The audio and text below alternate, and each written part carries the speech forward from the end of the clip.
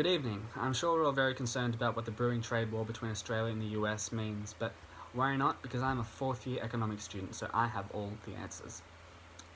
Firstly, let's talk about the trade situation. Now, information published by the Australian Department of Foreign Affairs and Trade in 2017 indicates that Australia is currently running a $25 billion trade deficit with the US, which means that Australia is importing more than it is exporting to the US. Given this deficit position, the increases in prices that the US is able to level at Australia as a result of its tariff scheme will be probably much more costly than any tariffs Australia is able to level at US exports. Given this, we can probably expect that Australian imports from the US will decrease more than US imports from Australia will decrease. So this would mean a reduction in Australia's trade deficit and an increase in Australia's balance of payments.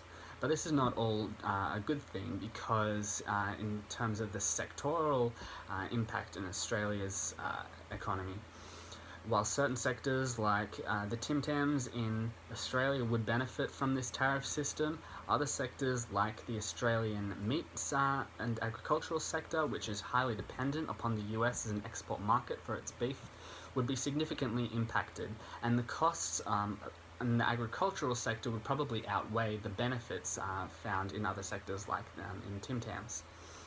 And this would reduce Australia's output below its potential and reduce Australia's economic growth prospects.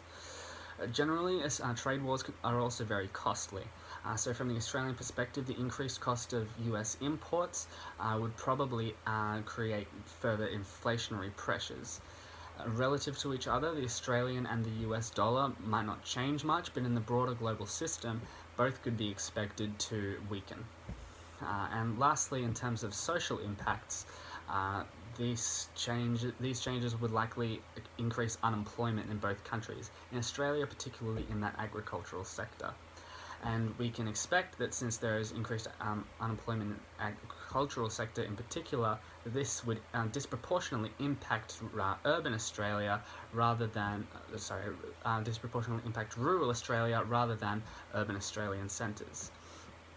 This could ultimately cause significant political disruption, as presiding political parties find it difficult to maintain public support given these increases in unemployment.